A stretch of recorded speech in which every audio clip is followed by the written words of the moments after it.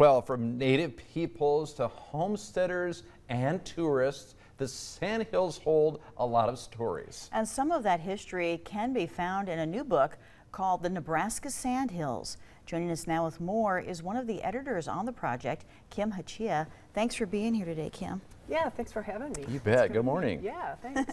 Kim, where are you from? I'm from Lincoln.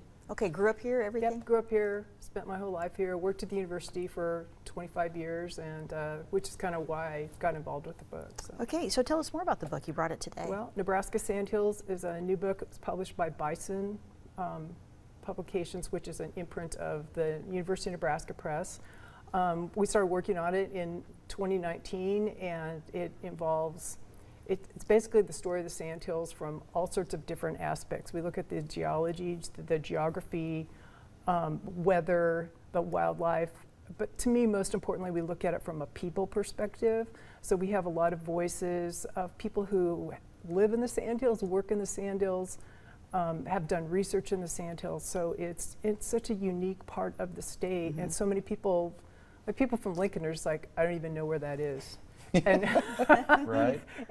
But it's a beautiful part of the state, and you know the university had published some books in the early 90s, late 1980s, and that book is really an excellent book. It's very scientifically oriented. This book is more layperson oriented, and also this book is driven by the photos. We have beautiful photos by Mike Forsberg, by Platte Basin Time Lapse team, by a lot of really excellent amateur photographers, I guess I would call them. And so the photos draw people into the book, but then they also, you get into it and you go, oh, this is a cool picture. What does this mean? And you know, so that's the entry into the book is the photos.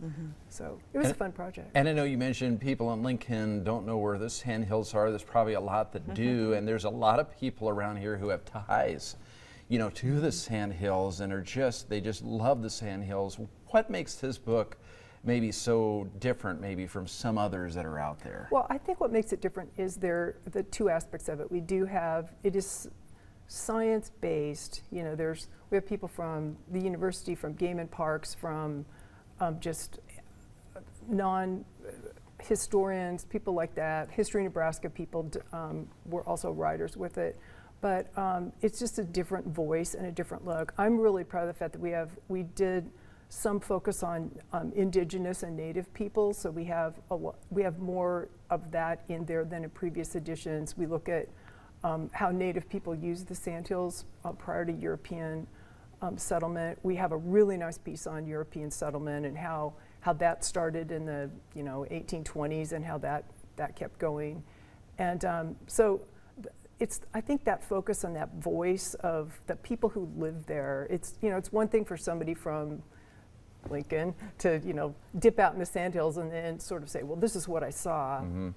But these people say, this is what I live. And it makes it very, personal and special in that way. So, okay, and so how can people get the book?